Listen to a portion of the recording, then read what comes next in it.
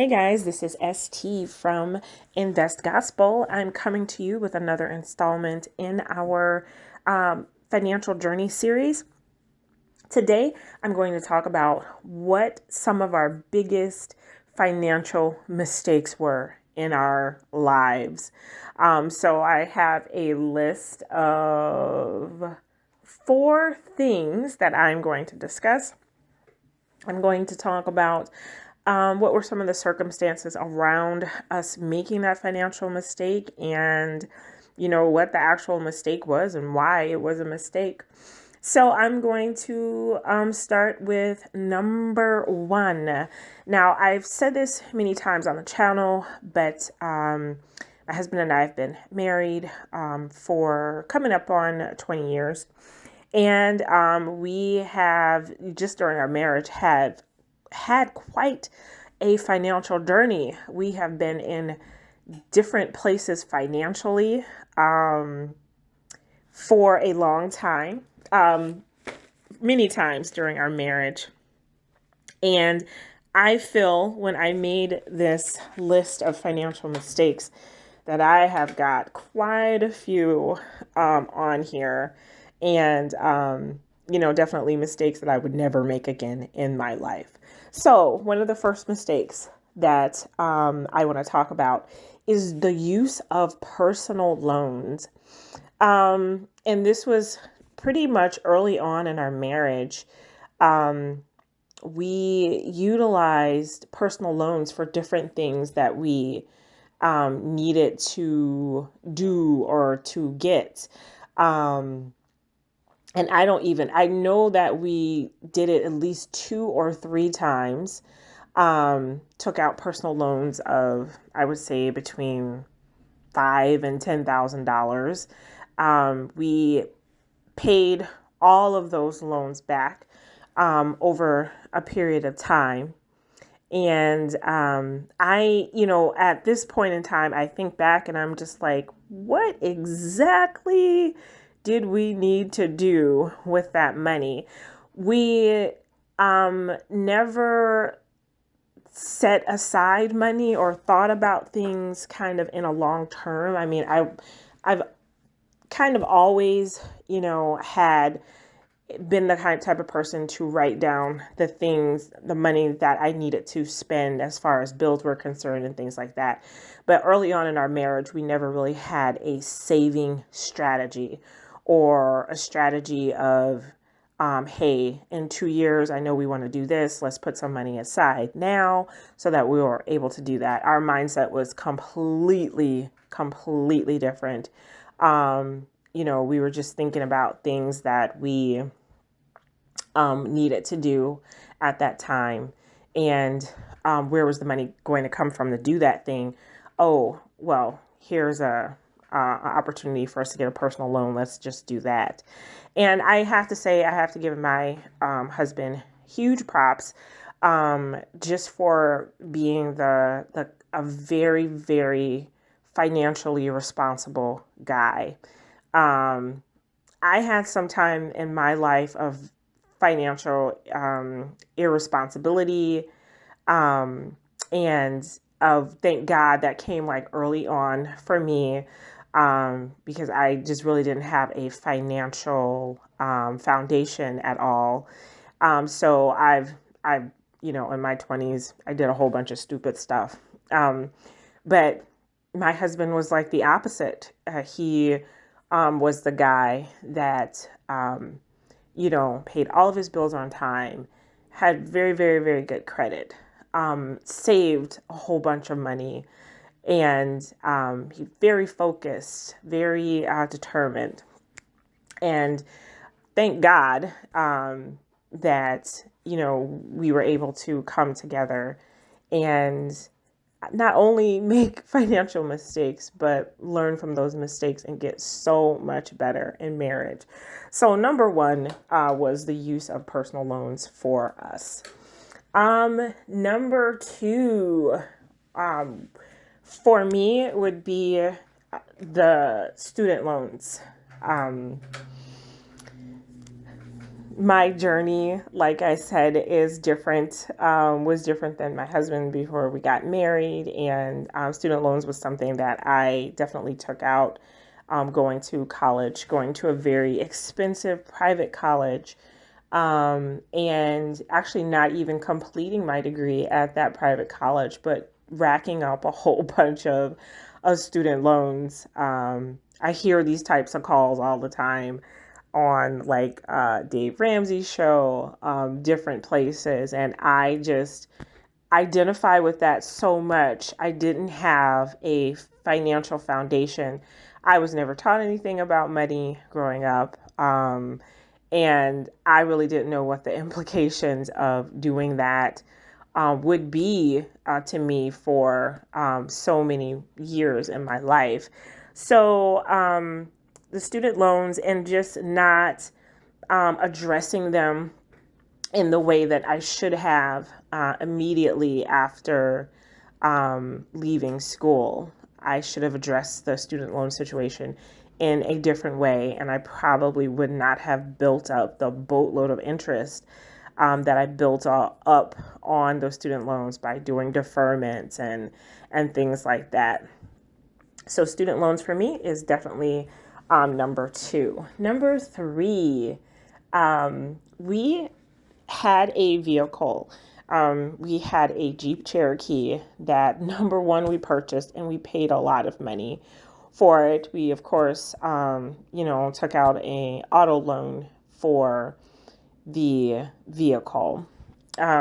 So one of the mistakes with that was that, number one, we had a previous vehicle that we paid that off, another Jeep Cherokee, and then we purchased a newer Jeep Cherokee.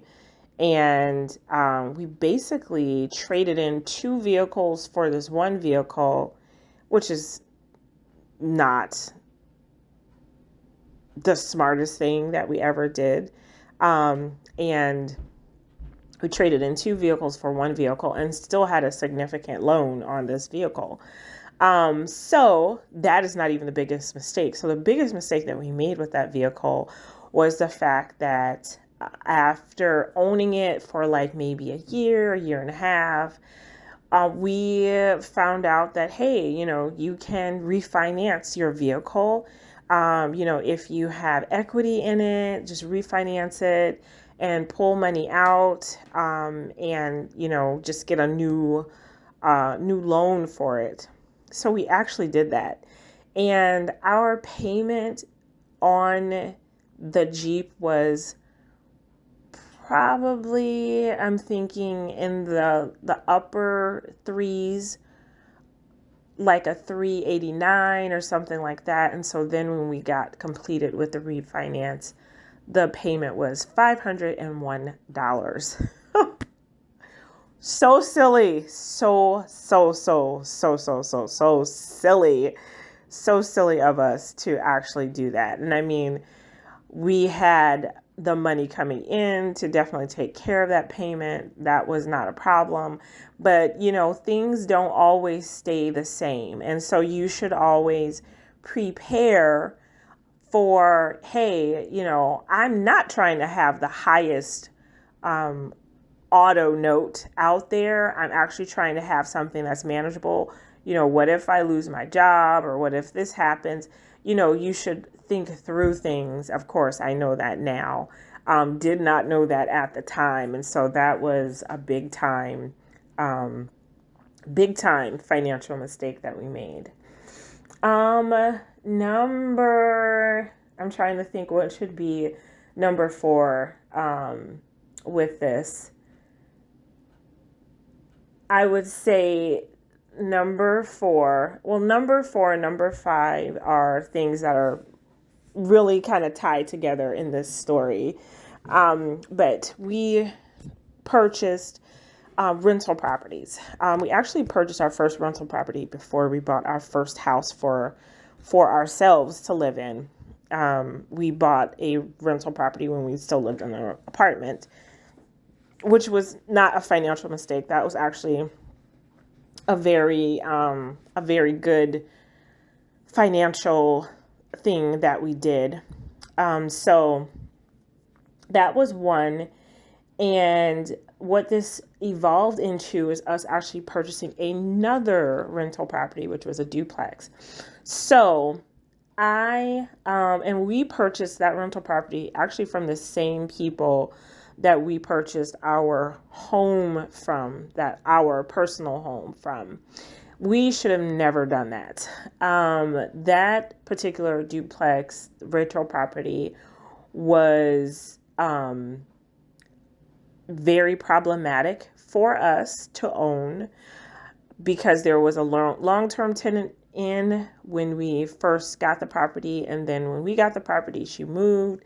And it was like at that point in time that she moved, we had problems with the tenants in both units non-stop.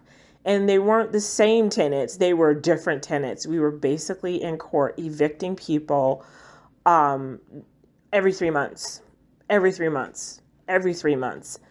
And I think that duplexes, a lot of times work, but the up and down duplexes, I think there are inherent problems with those.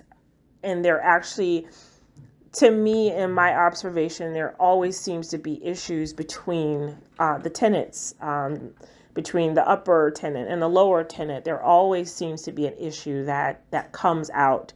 And it's just a very problematic thing. So I could tell you 10 stories about that property and some of the people that we ended up having as tenants, and just a ton of things that happened to us for the first time ever, being a landlord. And that wasn't our first time being a landlord because we already had our single family house rental property already. So we were, just trying to build up our portfolio and own multiple houses, and it was just multiple headaches. I would definitely do that again, but there's a lot of that I would change. So one of the things that ended up happening as a consequence of owning that property was that, of course, we were evicting people all the time, and then people weren't paying rent. So it just became a huge financial burden on us, a big financial strain, which is another reason that we should have never refinanced our Jeep. Because, this was such a stressful time in our lives. And that was in the midst of the 2008 crisis too, that was happening. So just things were going on all around us, and it was so stressful. So one of the things, another financial mistake that I started doing was that I started utilizing payday loans. I really hate to even say this, that I did this, but I did for a couple of months utilize, it could have been all the way for a year, utilize payday loans to plug up the shortcomings that I had with our income, not getting income off from that duplex, and having to still pay a mortgage on it, and just very soon not cash flowing. That property stopped cash flowing, and so I had to I had to plug in where I could. And like my last resort was using payday loans. So there would literally be days that I would get paid from my job, and our accounts were, or some of my accounts were in the negative, as far as just being in the negative. And I would get paid and there would be $0 in the bank. And I laugh about this today because it's just so ridiculous. But that was our situation for a little bit of time. And then actually the thing that we had to end up doing is that we did end up filing for bankruptcy, just because there was really not a good way not a good way, but there wasn't really a reasonable way for us to dig ourselves out of that.